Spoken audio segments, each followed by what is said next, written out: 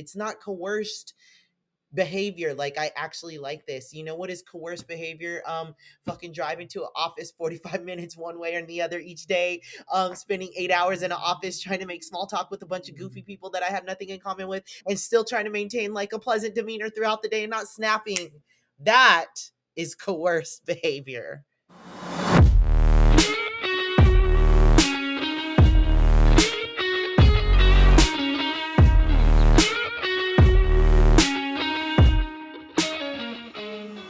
Welcome back, everybody, to another episode of Pleasure Science, a podcast that makes sexual liberation your new normal by changing the way you love and feel loved. And this episode, I know it's going to be one of my favorites because we're talking about one of my favorite topics, but this episode is going to really blow your mind. We're going to talk about porn, we're going to talk about sex work, and we're going to explain why a lot of the stuff you think is unhealthy is actually very healthy for you. And I am joined by none other than Lotus Lain, who is an intimacy professional and advocate for sex workers and the adult industry. Hey, Lotus, welcome to the pod. Thank you for having me.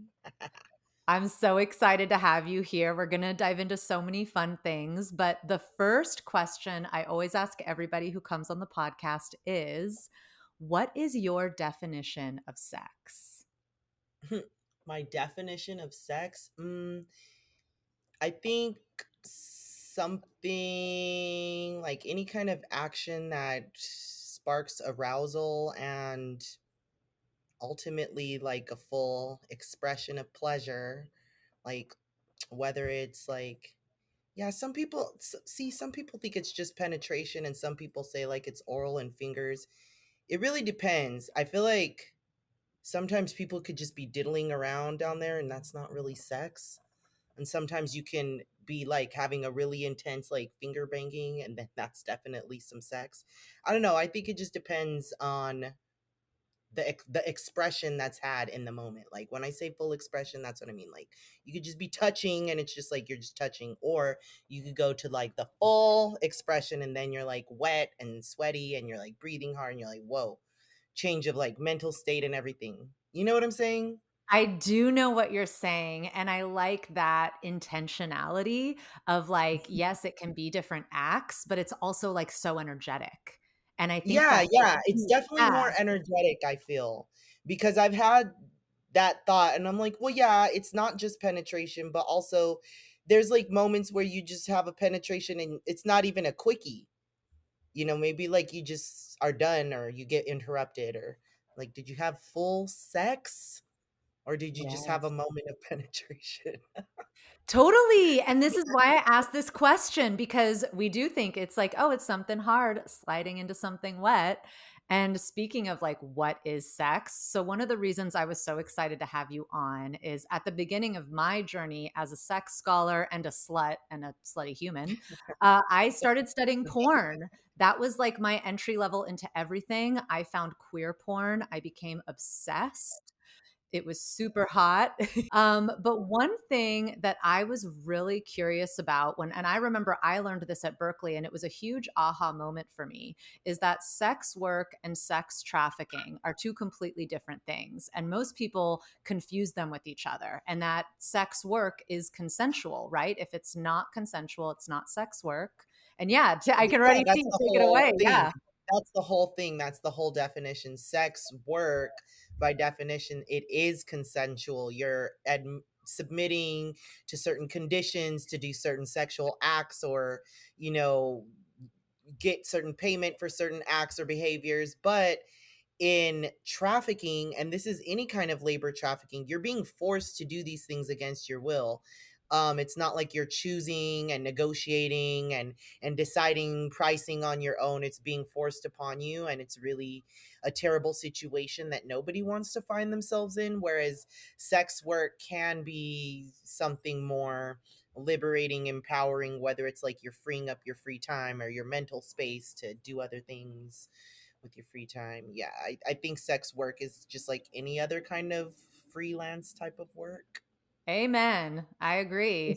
And like one thing I always like to say to people is like sex work is consensual. If it's not sex work. Just like Absolutely. sex is, if sex is not consensual, it's not sex. Like I feel like Right. that, Yeah, it's like rape or coercion or, those kinds of things. That's literally in the definition. So yes. yeah. Absolutely. And it Mhm. is empowering. Like, as someone who's had my own experience with sex work as a dominatrix, like, it was super empowering. And everybody I meet in the sex industry, these are the most empowered people. And I always say, if you want to learn about good sex, you gotta learn from a slut. And so I want to hear a little bit about your story, Lotus. Like, you, right now, you're intimacy coordinating. You've also done a lot of porn. You have been featured in amazing books, including the book We Too, which everyone should read. It's a really good one. It's all about, like, instead of Me Too, let's talk about We Too and include sex workers into the conversation. But what is your story? Your slutty story, your sex work story? How did you get to where you are now? Wow, like the whole story? Okay, I would say I've always been interested in sex since I was a young child. I don't know if it's the Leo in me, they always say Leo women are wildly sexual.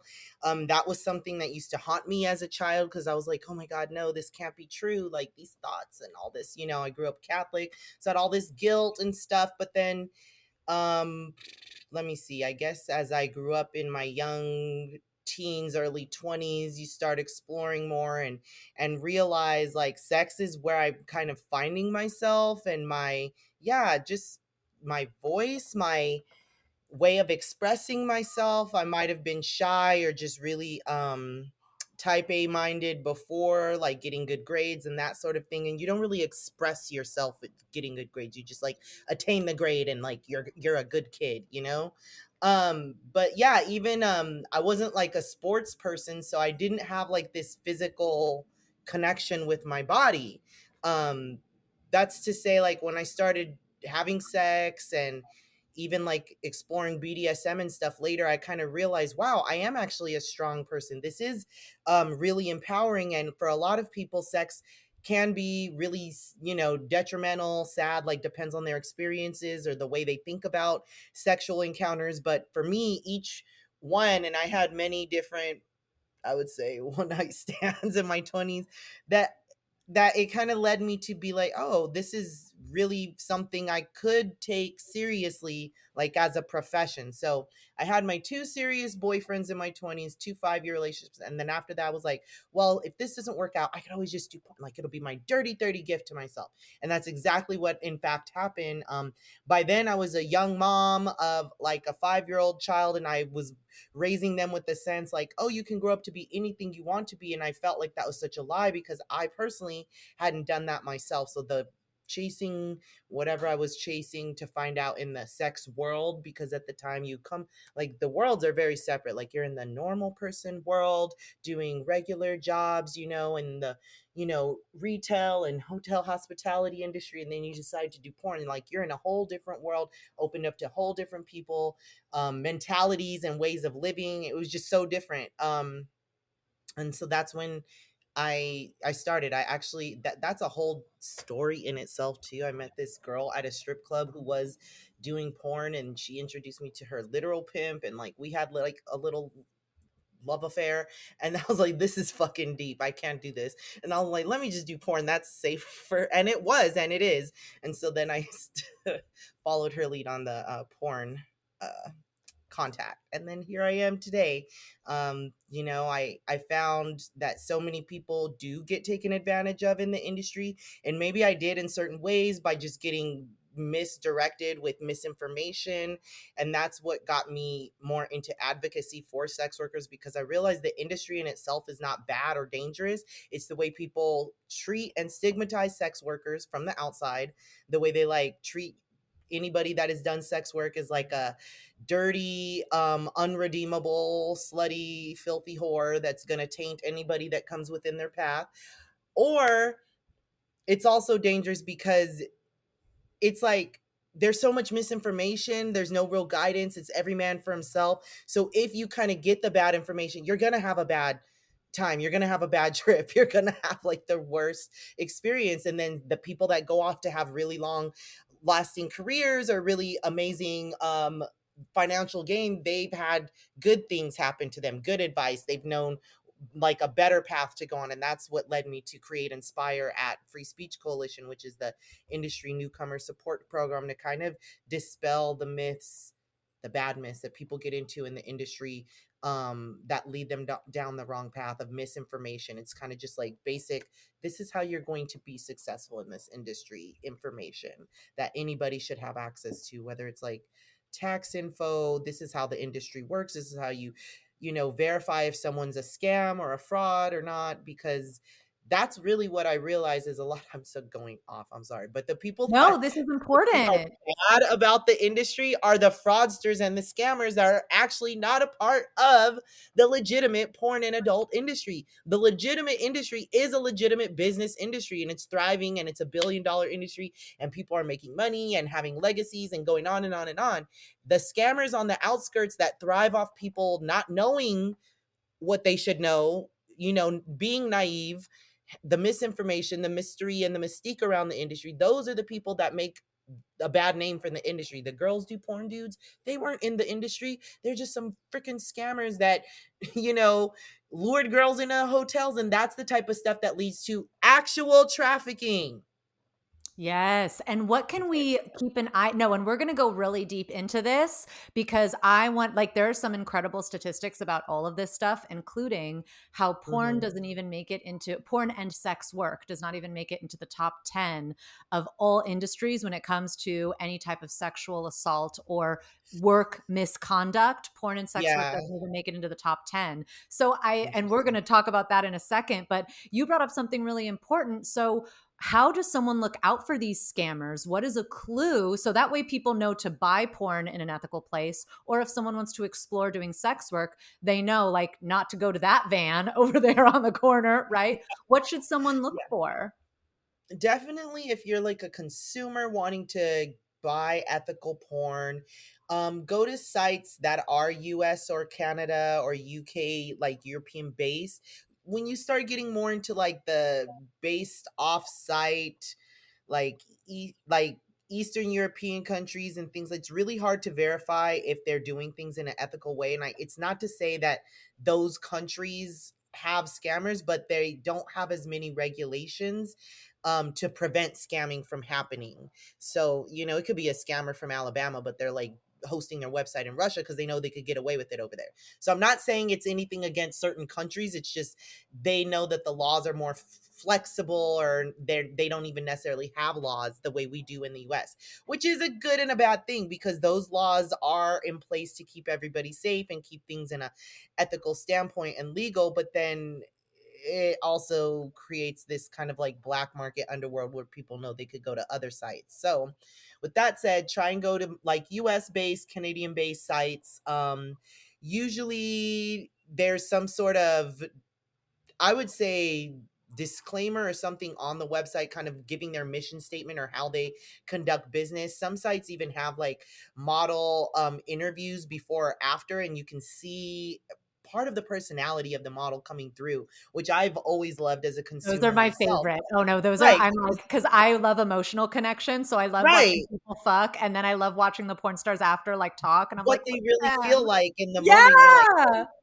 they were feeling that. Okay, cool. I don't feel as guilty thinking like this was so hardcore, I indulge in it, or maybe now I feel like an extra element of turn on because they were saying something that I didn't even register was happening, but now I see it. So yeah, those interviews really will give you a clue in is as to how the real performer, human person, was in this moment. You can also do your research. There's so many articles now that have the different companies talking about the way they conduct business on set or with performers about their experiences.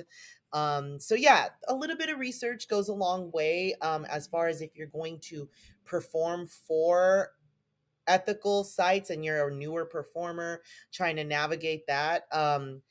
Do your research as far as ask around. We are a small community, but we are a large, widespread community. Everybody talks there. Everybody has a reputation. If you ask someone, hey, have you worked with this producer before, and no one's heard of them, that's usually a major red flag. I wouldn't be the first person to work with this person that no one's ever heard of.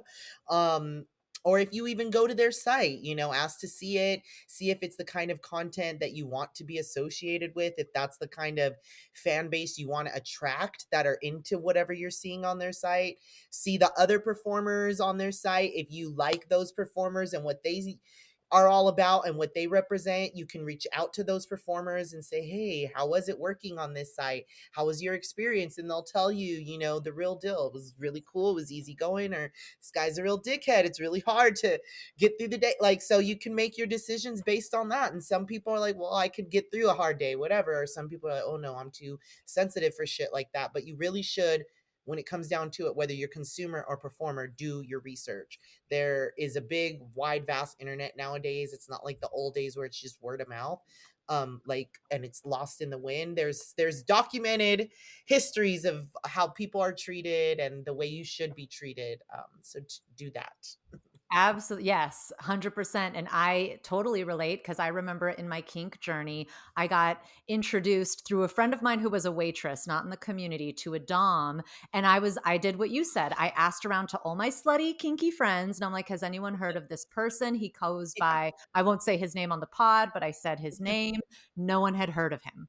And so, of course, I Right. texted I and I mean, was and like, that's even yeah. something in person that you can do if you're discovering kink and stuff, or playing sexually in person and someone wants to go deeper. Yeah, like you would ask the people that you met them through, your friends. So, Yep, 100%.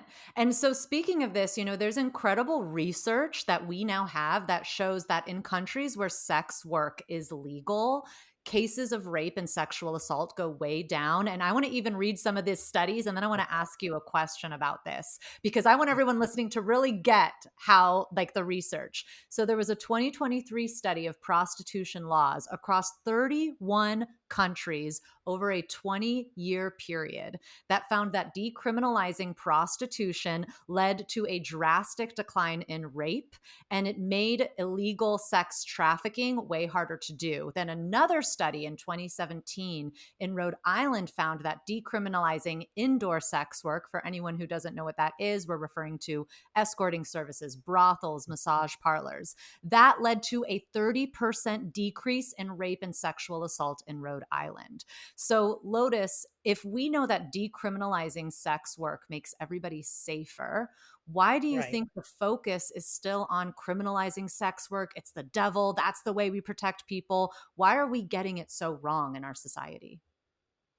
In our society in particular, I definitely do believe there is a war against women and women's bodies. Especially because the people that are waging the war, they think of sex work exclusively as something that a woman does, which is not just women doing sex work. There's all types of bodies doing sex work, male, trans, non-binary, the whole gamut, but in their worldview, it's a thing where women do sex work, women are being trafficked, young children and women need to be saved. So that's one angle of it, being demonized so heavily. But also, in the same vein of war against women, they don't want us profiting from this in this way. I don't think they want to see us thriving from something that they think is morally wrong. That they could be their daughters next, if they wake up and smell the All the reality. OnlyFans? Uh, yeah, so I think there's a lot of fear in all of that, because as we were saying in the beginning, there is a sense of empowerment in it, one way or the other, whether you're reclaiming your sexuality, finding out that your body isn't as disgusting as society tries to tell you it is. There's so many things to learn about one's own self and sex work. And I think um that knowledge of self is something that, I mean, these powers of be have been trying to end, like, stop since the Adam and Eve era. So, Yep, yeah. absolutely. No, I I just mean, think like the morality police, it just feeds into all of that. And honestly, there's no way to like tax sex work if we like talking governmentally. So that there's also that greedy sensation around it, like they can't tax it, so how are they going to regulate it, so how are you going to get rich from it and make your living off of it? It's the whole thing. Yeah, and it reminds me a lot too of whörephobia, which if anyone Yeah, doesn't know what that word is, it's the fear of sex workers and sexually empowered people. How do you yeah. see whörephobia? Because I feel like whörephobia ruins everybody's sex life, whether they're aware of Oh, it or yeah. not. Oh, What do you yeah. think about it? How do you see it cropping up? In our society, I Yeah. I think whorephobia kind of takes over in especially in I've noticed the most in straight female friendships. Even if it's unspoken, it's like that subtle clocking of like, oh, how many dates has she gone on since she recently broke up with, like, it's like they're keeping tabs on each other's body count or like promiscuity. It's well, I don't have those problems. I've been with my boyfriend for so long, like, oh, we're so lame, but like I'm so loyal and so protected from these disgusting dating stories you single women go through. Like little subtle digs like that I've noticed. Um and I think in other relationships that are like maybe queer women or even just sex work women where there's a mix of straight and queer, um even if there is competition, maybe it's like in a different way, more playful. But it's definitely more celebratory, I would say, in a way that I've never experienced in straight cis female friendships, where there's just always that subtle competition or shaming of like, oh my god, be careful, you've had that many sex partners, are you being careful? I mean, there's people that have had one and can catch a case or a pregnancy off of that. So don't tell me about being careful. So there, I think Yeah. that is one way I see whorephobia in society, especially in female friendships. But wow, if we want to talk about just men and the way they see women, oh my God, Ooh, they let's pretty talk much, about it for a second because I think, yeah, like, the women the policing funniest part. themselves is Yeah, sinister, and it's a way we trap ourselves, but yeah, yeah, and then men and whorephobia, that it's a big problem too. What do you say yeah. there? Men are, I just say they're just psychopaths for real. Like they want us, but they hate us, but they want us, but deep down inside, maybe they even want to be us. Like, bro, yes, it's fun to be a slut and to be desired and to be sexy. And, like, sorry that not everybody can embody that, but we actually can if we stop hating on each other. And that's the funny gag of it all. Like, I think the hate comes from this like deep embedded jealousy. Like, why do they get to be like that? Why do they get to experience that? Like, who says they get away with that and not get to be punished or not have to be punished for being slutty or have the consequences? What are the consequences? Everyone should have a disease. Like, like what is the consequences? Like, so things like that they wish upon people are like, let's take this away so it's illegal now. Okay, well, you could be slutty and celebrated too. Like, again, back to before, it's an energy thing. It's not like how one looks or like whatever. Yeah, it is a little bit of charisma, so get that together, that's on you. But I mean, like, the thing is, I really feel like on both sides it comes from a jealousy hate. Like, why do they get to? I don't get to. Yes. I agree because people we're taught how to police ourselves. That's the part we never Mhm, talk about. And then we use sex to mhm. do so. And so you're so right that it's this inner jealousy, but also this like if society isn't going to punish you for being a slut, then I'm I going to. will. Mhm. Mhm. Exactly. Yeah, And we with need to my watch out for stigma, with my that. words of shaming, with whatever, yeah. And studies show you're twice as mean to yourself as you are to other people. So, everybody listening, stop slut shaming others. Your sex Yeah, life will improve within a yeah. few weeks. Stop slut shaming yourself too. Look in the mirror and know that you are also worthy of a lots of pleasure. Yes. And speaking of that, a good way to stop doing that is by watching porn. Porn can be super healthy for you and it can be super healthy for your mind. There's studies that show that women who watch more porn actually have more orgasms than women who don't. And so I I bet. want to take a second to just go down the positivity train. So, Lotus, you've been in this industry for a long time. How has Yeah. sex work improved your life?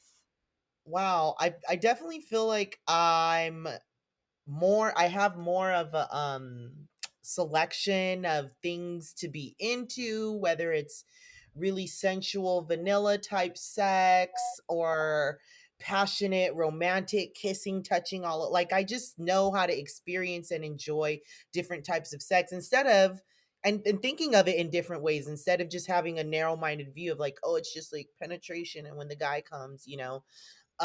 So that is fun. I think I've also experienced being attracted to different bodies in ways that I didn't expect to be and getting pleasure from different types of bodies and people in ways that I probably wouldn't have been open to before.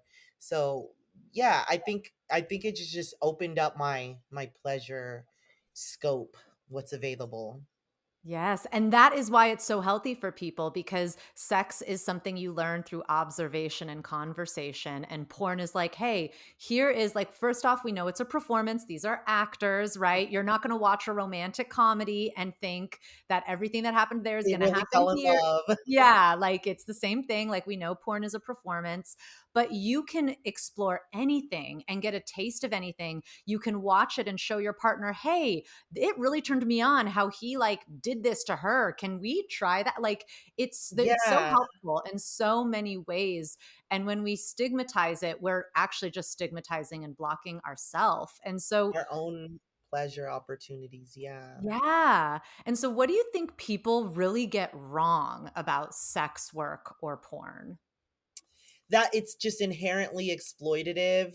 Okay, they keep putting their own morals on the performers like no woman should be exposed like that. Like what are you freaking talking about? Some of us are exhibitionists. Some of us really really like that. And it's not because of some past traumas or bad things. Like some of us are just hams and we like people looking at us. Oh my god, you know, like some of us actually Relatable.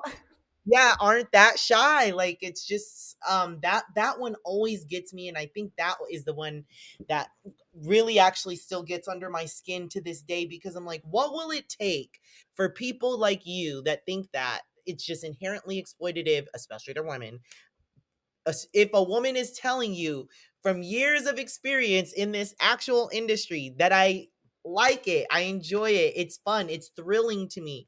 Like, what is it going to take for you to believe that and believe that there's no strings behind my head, no puppet master, no guy whispering in my ear telling me to say this? There's not like, it's not coerced behavior. Like I actually like this. You know what is coerced behavior? Fucking driving to an office 45 minutes one way or the other each day, spending 8 hours in an office trying to make small talk with a bunch of goofy people that I have nothing in common with and still trying to maintain like a pleasant demeanor throughout the day and not snapping. That is coerced behavior. Yep. Oh, I talk about like behind closed doors. I talk about it all the time how we have to decolonize like the corporate brain that's in our head. Right. Like Yeah, like people think absolutely. that's normal. That was hard times for me. You know, those were the rough times. Not the times with the sexies. And No, you not mentioned the pile driver with the camera right up against my butthole. That was perfectly fine. and what do you say to people who come to you? Because what I love about you is you're not just a performer, you're not just an intimacy coordinator, you're an activist. You go all over the Yeah. world, you fight the good fight and argue these things. Like you're doing the things that most people say they're going to do and don't do. But what do you say to people when someone turns around you and is like, but what about the girls? What about the girls getting all the exploitation? What do you say to that? I just say some of those girls really like that and they have autonomy to make those decisions for themselves. They don't need someone like you imposing your beliefs or making those decisions for them because you're actually doing exactly what you think a pimp is, which is making decisions for them. Yes. And actually, in thinking of that at the beginning, when you were sharing your story, you mentioned how you had met a pimp and you two were lovers. And people hear the word pimp and they're like, "Uh oh, it's the beginning of the end. We're about to hear the sad story." Are there any like misconceptions too about like pimps that even to I share mean, really quick? yeah, he was a goon. He was a fucking goofball. He wasn't like almighty and powerful. I just think he had people around him that were like willing to listen to him. Maybe they were a little weak. That's also why I wasn't like taken over. He recognized I was not going to just like bow down to him and listen to him, which I guess was like what earned me respect where we could just hang out on an even level. Like I don't know how to even explain it. Maybe these people were under some sort of hypnotization of thinking they were beneath. Like, yeah, when you really have a low self-worth, you don't see yourself as equal to other people, and it's easy for people to manipulate you and tell you to do all these things. But like me, being of like sound mind and body, I couldn't just he couldn't just say, hey bitch, do this. I was just like, okay, like literally like, all right, fool, like laughing at him, like, and I think I like noogied him or something. Like, I don't know. He's very silly, but like loud. And like maybe the loudness scares people. But with that to say, people cannot have power over you unless you let them. That's, I think, what I took from that whole situation. And he was Yeah. just surrounding himself by people that were like listening to him like bark off orders. And eventually I just like stopped hanging out because I was like, well, I'm not gonna ever listen to him. This was fun. This was an interesting peak, but like it's also getting really deep and real. And I can't save these people, which Yeah. I couldn't. So yeah. Absolutely.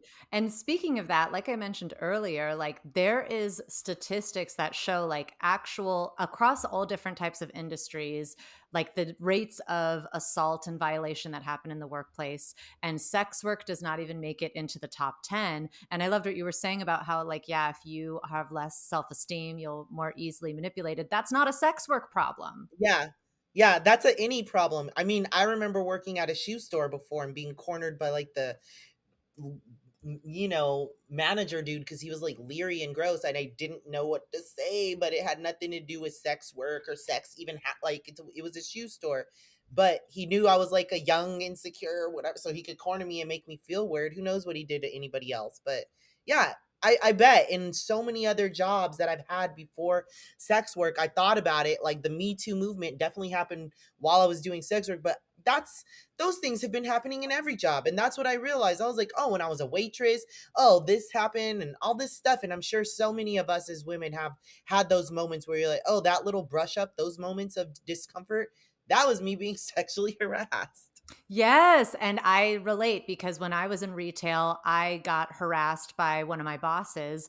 I've never had in the sex industry anything happen that has happened to me as a waitress, as a retail store person. And for anyone listening who's curious, like, okay, what are the industries where assault and violation is Happens the bad? most. Let me Yeah. tell you, it's the Ubers and the Lyfts. Those make the top five. It is people who work in janitorial staff and night staff also makes the top five. Entertainment, people who are in airline and travel, people who are in hospitality, food, restaurants, people who work on As farms. we just So these are all look at all that we're listing. We haven't even yeah, hit sex work and porn. And it's right. And because, these are respectable jobs, as people like respectable jobs, but yep, there's totally. been many times I've been disrespected in those respectable jobs. Yep, same. And so, what do you want people to know as we think about decriminalizing sex work? How do we support sex workers? Because we're up against so many stigmas, so many of which Yeah. are not true. Well, the thing is too, I want people in society out there to just realize that so many of the things that they benefit from even nowadays had origins in sex work, like even the PayPal app, like the fact that people didn't want their credit cards on porn sites, that was something. The fact that we have home entertainment just in general, because VHS tapes, because people wanted to watch porn at home and not go out to the porn movie The theaters theaters, and get right? The caught porn theaters. in God, I wish public, I was alive. yeah. I would So want to go. We could have right, gone I think that together. would Oh be, my God. but yeah, so all these modern comforts that we take for granted had origins in giving, in sex work, whether it was to like give people access to or have more privacy. So I would say listen to performers, sex workers, porn stars when we're talking about something political online publicly, because usually it's very important and it's usually going to trickle down into the rest of society, and we're literally just trying to warn you guys. But for some reason, if tits are out and if butt cheeks are out, like, you think we're not serious, but we're so fucking serious. Like the thing with age verification that just started happening, a lot of people now are seeing that certain sites are not accessible in their states. Certain freedoms of theirs have been taken away on the internet unless they want to submit their biometric data, which is like your eye retina scan or something like that, or your facial scan or your ID. And if you have like an expired ID or a lost ID, which shit happens, we all always go through those ID things. I guess that week you are not watching any porn and you are not going to have any kind of release unless you just use your imagination. So yeah, or again, they're directing you to the um pirate The sites, shady. which Yeah. could give you viruses on your computer, or they're more likely to have um child sex abuse material or revenge porn, non-consensual images, all the bad stuff that we're actually legislating against in this crazy ass country.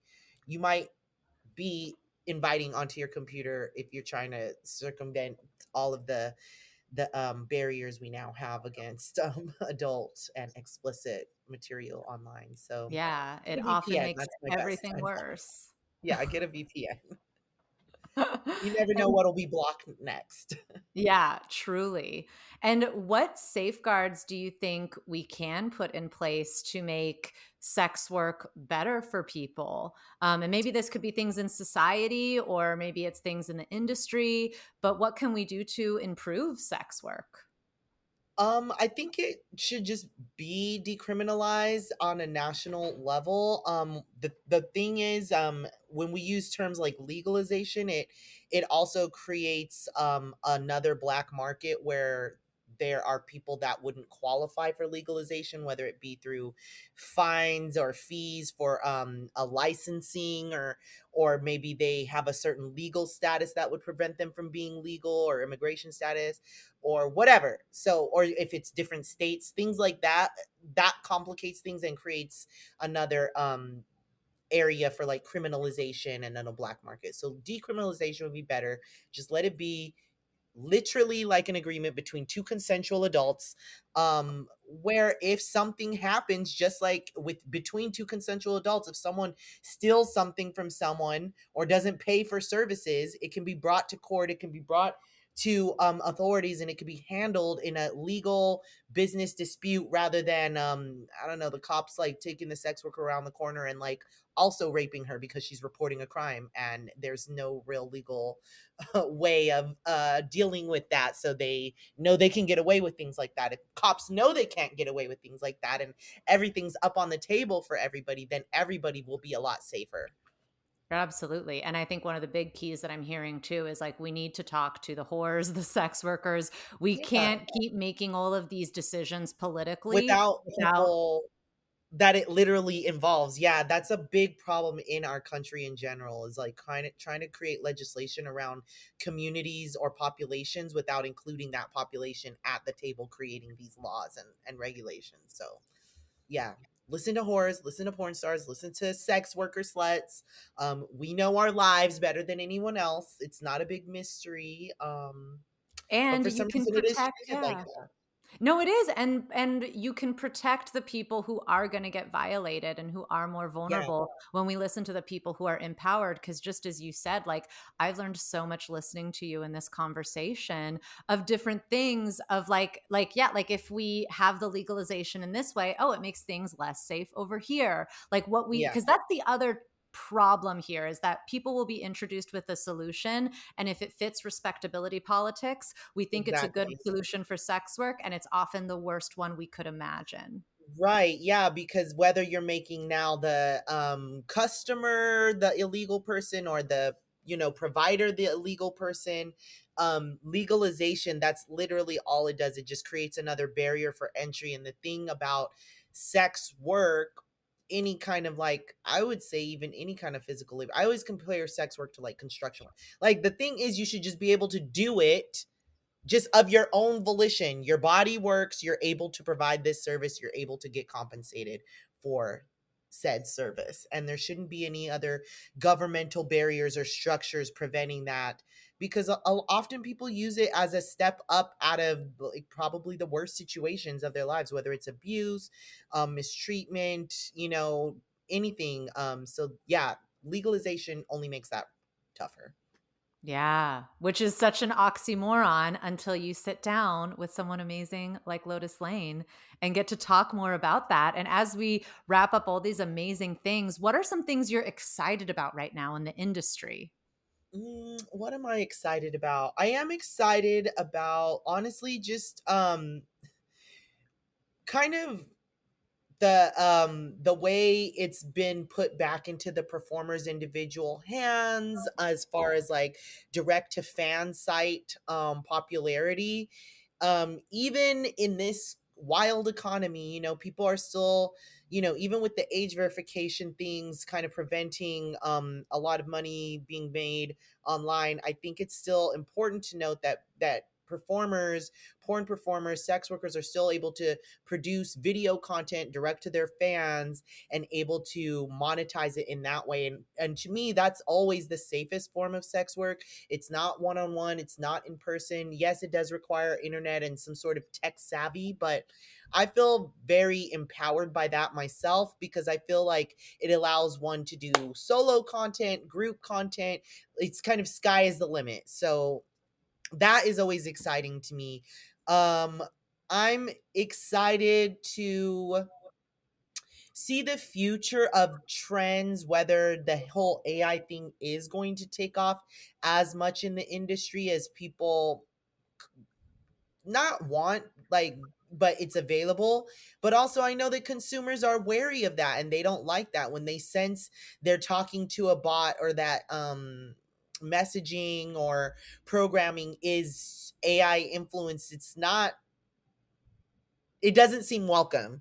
So that's what I'm saying. Yeah. That is when I say it's exciting to see, like, yeah, it's just exciting to see what the actual outcome, like what's going to happen. How is this really going to be received? Is the bubble going to burst?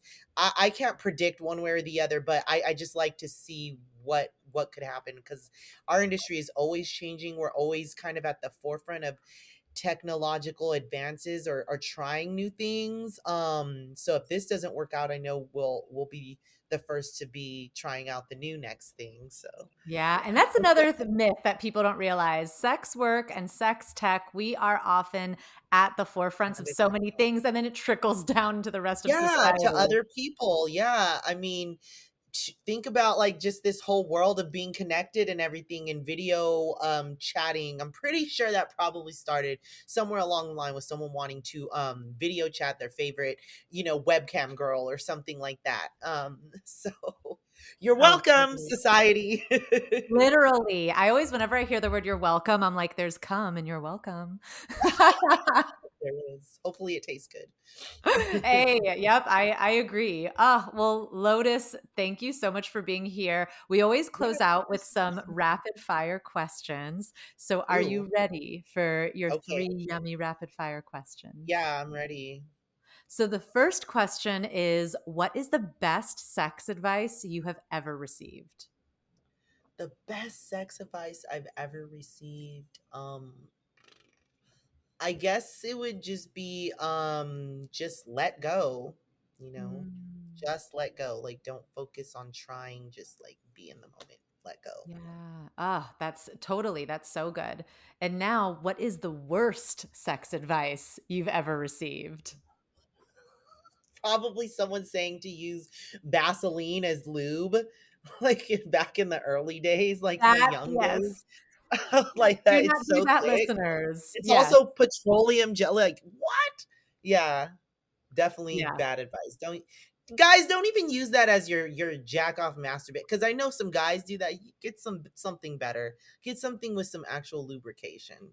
Yeah, it did Anyway, go on Amazon. 2 clicks. 2 clicks, my yeah, friend. it's not Yeah. expensive anymore either. So yeah.